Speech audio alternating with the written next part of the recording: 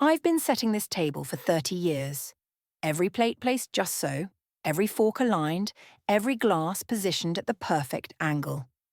My hands know these movements by heart, the way they know how to braid hair, or button a child's coat, or smooth a fevered forehead at 3 in the morning. Tonight, though, my hands are steadier than they've been in weeks.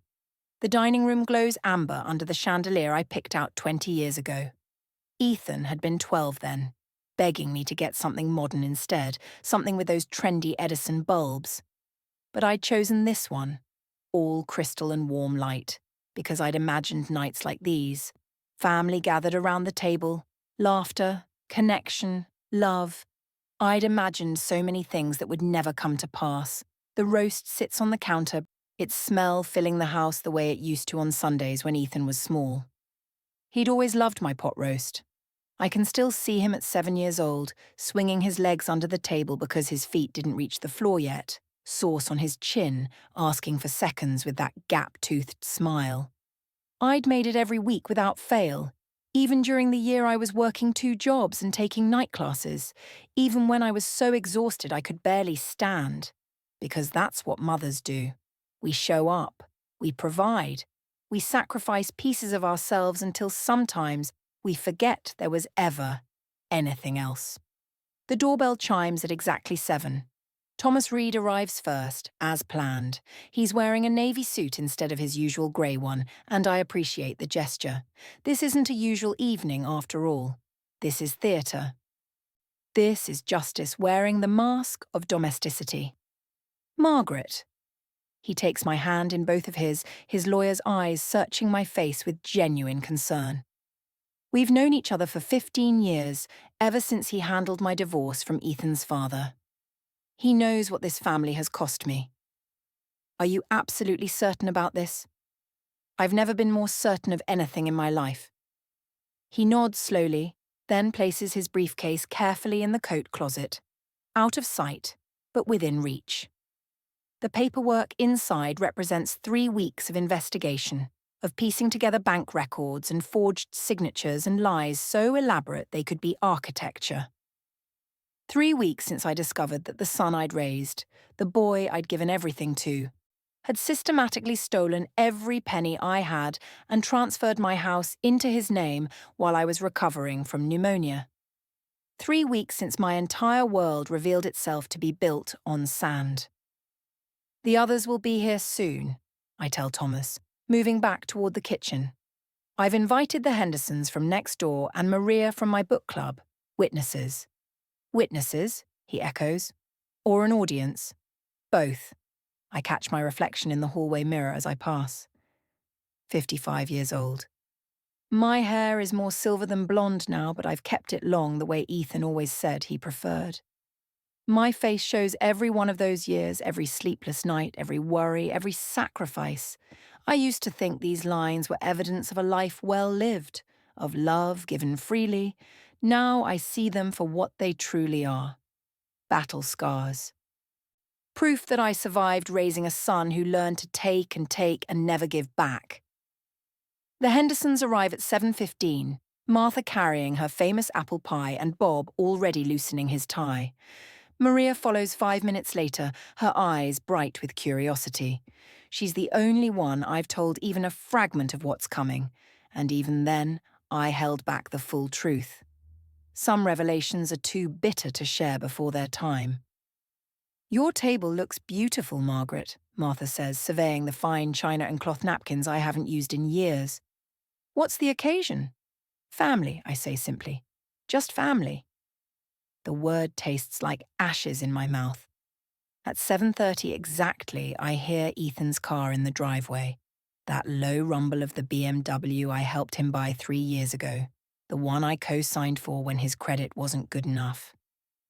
The one whose payments I made for 6 months when he claimed his startup was struggling. The startup that never existed, I learned 2 weeks ago. Just another lie in the constellation of deception that mapped my son's true character. The front door opens without a knock. He's always had a key, of course. This is still his childhood home, even if the deed now bears only his name. Mom. His voice carries that casual confidence I used to find charming. Now it just sounds like arrogance. Something smells incredible. He rounds the corner into the dining room, Claire trailing behind him. She's wearing the diamond earrings I noticed last month, the ones that probably cost more than my monthly Social Security check. The Social Security that's now my only income since Ethan drained my savings account. Ethan. Claire. I move forward, kissing my son's cheek the way I've done 10,000 times before. His skin is warm and smells like expensive cologne. Everything about him screams success, prosperity, abundance, all of it built on the foundation of my ruin. I'm so glad you could make it. Wouldn't miss it. He grins, that same grin that used to melt my heart when he was little. I remember the night he was born, how the nurse placed him in my arms and I'd felt my entire world shift on its axis. This tiny person, this perfect being was mine to protect and nurture and love. I'd looked into his newborn eyes and made a promise. I will give you everything. I will never let you down. I kept that promise. Every day for 32 years I kept it. He couldn't say the same. You remember Thomas Reed, my attorney, I say smoothly, gesturing to where Thomas stands by the window. And you know the Hendersons and Maria, of course. Ethan's smile doesn't falter, but something flickers in his eyes. Confusion, maybe, or the first whisper of suspicion. Claire's grip on his arm tightens slightly. This is quite the gathering, Ethan says lightly. What are we celebrating? Clarity, I reply. Please, everyone, sit. I've spent hours on the seating arrangement. Ethan at the head of the table, the position of honor, with Claire on his right. Thomas directly across from him, positioned like a chess piece. The others filling in the sides, close enough to hear every word, to witness every moment. I take my own seat at the opposite end, the position I've occupied for decades, the mother's seat, the servant's throne. This looks amazing, Margaret, Bob Henderson says, eyeing the roast as I begin slicing it. You've outdone yourself. It's Ethan's favourite, I say, meeting my son's eyes across the length of the table. I've made it for him since he was a little boy. Do you remember, sweetheart? You used to help me peel the carrots. You'd stand on a step stool by the sink, so serious about getting every bit of skin off. I remember. His voice is softer now, tinged with nostalgia. Good. I want him to remember. I want him to feel the full weight of what he's done before the trap springs shut. You were such a determined child. I serve him first. A generous portion, the meat tender and perfect. Once you set your mind to something, nothing could stop you. I used to think that was such a wonderful quality. That determination, that focus. I move around the table serving each guest while I talk, my voice steady and warm. The perfect hostess, the devoted mother. When you were 16 and failed your driving test the first time, you were devastated. Do you remember that? Ethan shifts in his seat. Vaguely. You came home and went straight to your room. Wouldn't talk to anyone. I found you 2 hours later just sitting on your bed, staring at the wall. I set down the serving platter and returned to my seat. I sat with you. I told you that failure wasn't the end of anything, that sometimes we have to try again, to learn from our mistakes. I told you. My voice catches just slightly, and it's not manufactured. The memory is real, and it still has the power to hurt. I told you that no matter what happened, I would always be there for you. That you could always count on me. The table is quiet except for the soft clink of silverware against china. You did say that, Ethan acknowledges. His eyes won't quite meet mine.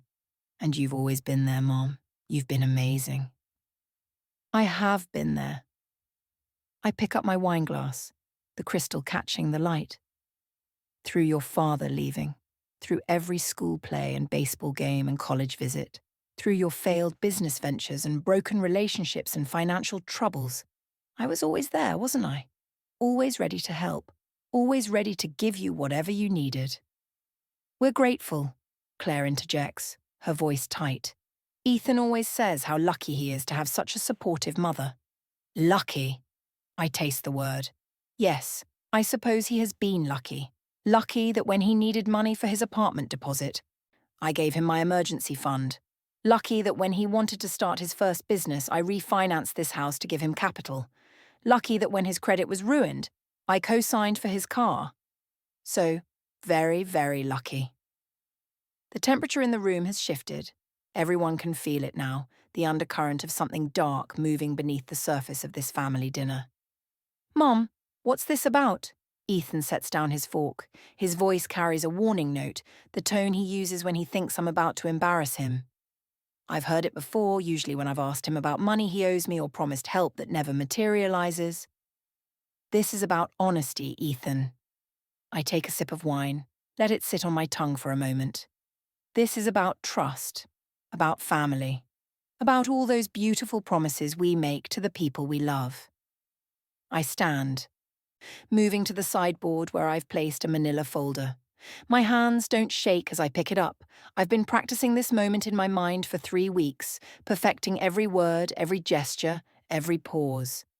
7 weeks ago, I had pneumonia. Do you remember? I was in the hospital for 5 days and you were so attentive. Visiting every day, bringing me flowers, telling the nurses what a devoted son you were. You were really sick, Ethan says. His jaw is tightening now. He knows something is coming, even if he doesn't know what. Of course I was there. You were there. I nod, opening the folder. And while you were there, while I was sedated and struggling to breathe, you brought me papers to sign. Do you remember what you told me they were? Silence. You said they were medical authorization forms, high-power releases. You said the hospital needed them, that it was just routine paperwork, so you could make medical decisions for me if necessary. I pull out the first document, holding it up. But these weren't medical forms, were they, Ethan? Claire has gone pale. Ethan's face is flushed red, a storm building behind his eyes. These were quitclaim deeds, power of attorney documents, bank authorization forms. I placed them on the table one by one, a paper trail of betrayal. You transferred this house into your name. You gave yourself access to my savings account, my investment accounts, everything I had, and then you systematically emptied them. That's not, Ethan starts, but I cut him off. $247,000. That's what was in those accounts. My life savings. The money I'd set aside for my retirement, for emergencies, for my funeral expenses so I wouldn't be a burden on anyone. Money I earned working 2 jobs for 10 years after your father left. Money I saved by driving a 15-year-old car and buying clothes at thrift stores and eating leftovers for weeks. Gone. All of it gone. Martha Henderson gasps. Maria's hand flies to her mouth. Bob just stares at Ethan with undisguised shock. You don't understand, Ethan says, his voice rising. That money was being wasted just sitting there. I had investment opportunities, business ventures that... That what? That gave you the right to steal from your own mother? Thomas Reed speaks for the first time, his voice carrying the cold weight of legal authority. Because that's what this is, Ethan. Theft. Fraud. Elder financial abuse. I'm her son. She would have given it to me anyway. You just decided not to ask. I'm surprised by how calm I sound, how steady. 3 weeks ago, when I discovered what he'd done, I couldn't breathe. I'd sat in my lawyer's office and sobbed so hard I thought my ribs would crack. But now, facing him, I feel nothing but a cold, clear certainty. You decided that my trust, my love, my years of sacrifice meant so little that you could just take what you wanted while I was helpless in a hospital bed. Mom, please, if you just let me explain. Explain what? The calmness cracks just for a moment, and something raw and terrible comes through. Explain how you looked me in the eyes every day for 7 weeks and lied. Explain how you spent my money on expensive cars and jewelry and vacations while I was trying to figure out how to pay for my medications. Explain how you transferred the deed to this house, the home I've lived in for 30 years, and were planning to what, Ethan? Sell it out from under me? Evict me? It's not like that. Then what is it like? I lean forward, my voice dropping to barely above a whisper. The whole table strains to hear. Tell me. Help me understand how the little boy I sat up with all night when he had croup, the teenager I helped study for his SATs, the young man I believed in even when everyone else gave up on him, could do this to me. Help me understand how you could steal my security, my home, my future, and then sit at my table and eat my food and smile at me like nothing was wrong. Tears are sliding down my face now, but I don't wipe them away. Let him see them. Let everyone see them.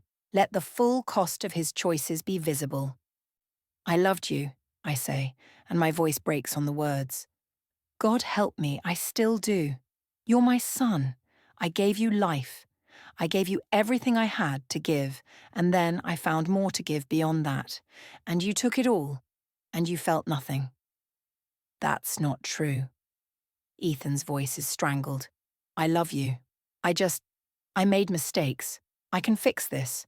I can pay you back. With what money, Ethan? Thomas interjects. You've already spent nearly all of it. The forensic accountant's report shows expenditures of over $200,000 in 7 weeks.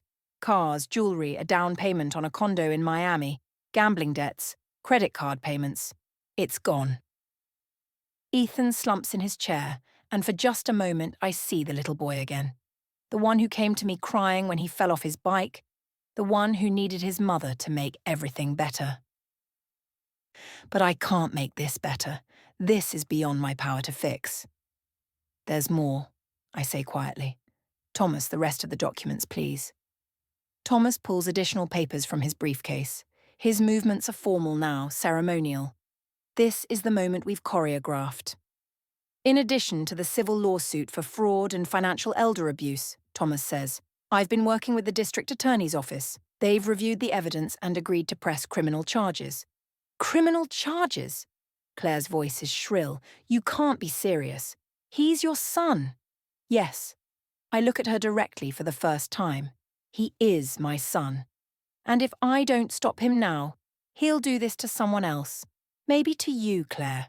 Maybe to any children you have together. Maybe to other vulnerable people who trust him the way I did. I turn back to Ethan. I won't let that happen. I won't let my son become that person without consequences. Mom, please. Ethan is crying now, real tears, his face crumpling. Please don't do this. I'll make it right. I swear I will. I remember another time he made promises through tears. He'd been 9 years old, caught stealing money from my purse to buy comic books. I'd sat him down and explained about trust, about honesty, about how our choices define who we are. He'd sobbed and promised he'd never steal again, that he'd learned his lesson. 23 years later, here we are. The police are waiting outside, Thomas says, standing. I've arranged for them to take you into custody here rather than making a public scene. Your mother wanted to give you that much dignity, at least. No. Ethan stands abruptly, his chair scraping against the hardwood floor. No, this is insane. You're my mother. You can't... I can. My voice is iron now, all the tears dried up, all the softness gone. And I am, because you're right, Ethan. I am your mother, and a mother's job isn't just to love her children. It's to teach them that actions have consequences, that they don't get to hurt people and walk away unscathed. I failed you before. I gave you too much, forgave too easily, enabled your worst impulses because I was afraid of losing your love. I stand to face him, this tall man who was once my baby boy. But I'm not afraid anymore, because I already lost you. The son I thought I had, the son I raised, he doesn't exist. Maybe he never did, and the man standing in front of me now needs to face what he's done. Thomas opens the front door. 2 police officers step inside, professional and efficient. They've done this 1,000 times before, stripped dignity from people in living rooms and bedrooms and anywhere else humans commit their betrayals. Ethan Lane, the first officer says, we have a warrant for your arrest on charges of fraud, forgery and financial exploitation of an elderly person. The handcuffs click around Ethan's wrists with a sound like finality. He looks at me one last time, his eyes pleading, desperate, looking for the mother who always saved him, always made everything better, always chose his needs over her own. I'm sorry, I tell him, and I mean it. I'm sorry I failed you. I'm sorry I loved you so much I forgot to teach you how to love others. But most of all, I'm sorry for every person who will be safer because you're being held accountable tonight. They lead him toward the door. Claire follows, her heels clicking on the floor, already pulling out her phone to call a lawyer. At the threshold, Ethan turns back one more time. I really did love you, Mom. I know. My voice is barely audible. That's the saddest part of all. When the door closes behind them, the silence in the dining room is absolute. The Hendersons and Maria sit frozen, their dinner barely touched, witnesses to something they'll talk about for years. Thomas places a hand on my shoulder. Are you all right? No. I sink back into my chair, suddenly exhausted beyond measure. But I will be. I look at the table I set with such care, the beautiful china, the crystal glasses, the pot roast that smells like every Sunday dinner, every family celebration, every ordinary moment of love that built the foundation of a life. The food is getting cold now, the careful presentation I worked so hard on sliding into dissolution. But that's all right. Some things aren't meant to last. Some dinners are about more than the meal. I think about Ethan as a little boy, peeling carrots on that step stool. I think about teaching him to ride a bike, to tie his shoes, to say please and thank you. I think about all those moments when I thought I was building something strong, something lasting, something real. Maybe I was wrong about what I was building. Maybe the whole structure was faulty from the start, cracks in the foundation that would only become visible when pressure was applied. Or maybe I did what I could with what I knew at the time. Maybe all parents are just stumbling through in the dark, hoping we're making the right choices, praying we're not inadvertently creating the monsters our children might become. Margaret. Maria's voice pulls me back to the present. What happens now? I take a deep breath, feeling my lungs expand, feeling myself still here, still alive, still capable of making choices. Now, I look around at these people who came to my house expecting a simple dinner and witnessed instead a reckoning. Now we eat. The food is getting cold and I spent all day cooking it. Waste not, want not, as my mother used to say. Bob Henderson lets out a surprised laugh, slightly hysterical but genuine. You're serious? Completely. I pick up my fork. My son may have stolen my money and my house, but he doesn't get to steal my dignity or my ability to move forward. So we eat, we finish this meal, and tomorrow I start figuring out how to build a life from what's left.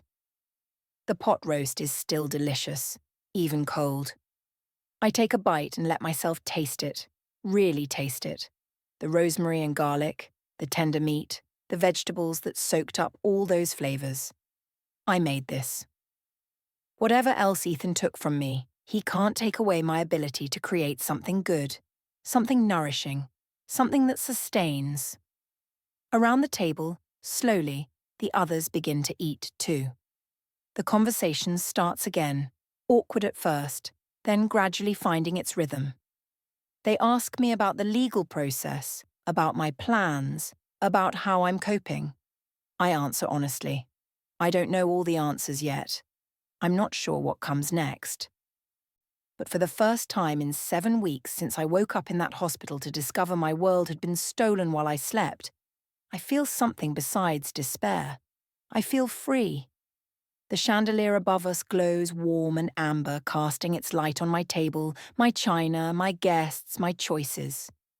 This is still my house, whatever the paperwork says.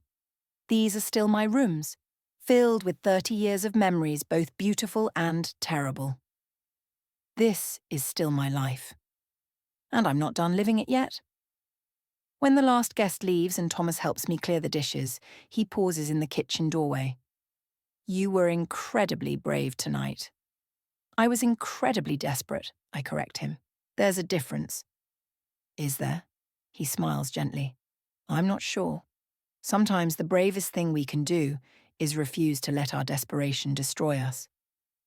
After he's gone, I stand in my kitchen and look at the aftermath: dirty dishes stacked by the sink, leftover food in containers, evidence of the dinner party that was really a courtroom, a stage, a Last Supper. I don't clean it up. Not tonight. Tonight I'm allowed to be tired. Tonight I'm allowed to feel every one of my 55 years, every sacrifice, every disappointment, every moment of heartbreak. Tomorrow I'll call lawyers and accountants and fight to get back what's mine. Tomorrow I'll face the reality of starting over with nothing. Tomorrow I'll be strong and capable and determined. But tonight, I pour myself a glass of wine from the bottle we never finished, and I take it to the living room. I curl up on the couch where I used to read Ethan bedtime stories, where I nursed him through childhood illnesses, where I dozed off